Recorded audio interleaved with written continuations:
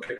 So one more thing, when we talk about data and access to data, so now in your view, for these traditional banks and in order to transform, can you highlight the importance of having a proper data governance strategy? Yeah, that's a good point. You know, having the right sort of data lakes, having you know, strong ethical approach to the use of the data, being transparent with customers in respect to that is all, I think, very important. In fact, you know, banks have some trust and credibility in respect to managing customer information. And so I think they should really use that as, you know, for example, banks are very logical points to manage identity in a market like Pakistan. You know, they're trusted parties. They have partnerships with the government. You know, healthcare providers and things like that are on banking systems. And so there's a very strong argument in respect to personal identity information that banks should be, you know, part of the infrastructure for digital identity, for example, or maybe that they should build the identity infrastructure to be shared. But that's only if the banks cooperate in building that sort of data layer.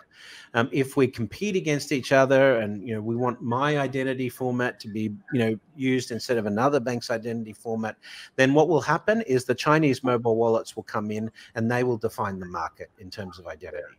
And the banks will be forced to work with the Chinese mobile wallets. And so, you know, when I talk about data governance, I'm really talking about the fact that you've got to figure out how data can be used.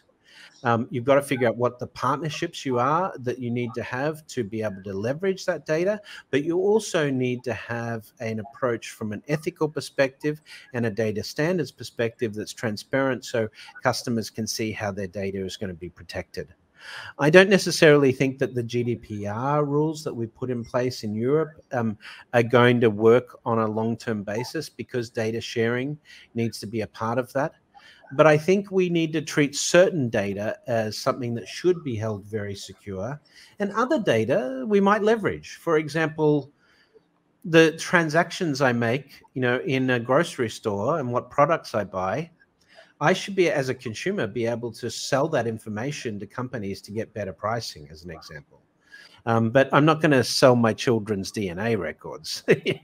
You know, there's a difference. Not all data is created equal. But I think data is absolutely critical. If you look at the biggest jobs in the banks over the next few years, data scientists and machine learning experts and, you know, data lake configurers, blockchain experts, behavioral psychologists. These are the type of jobs that are going to be really, really critical in leveraging data inside the bank.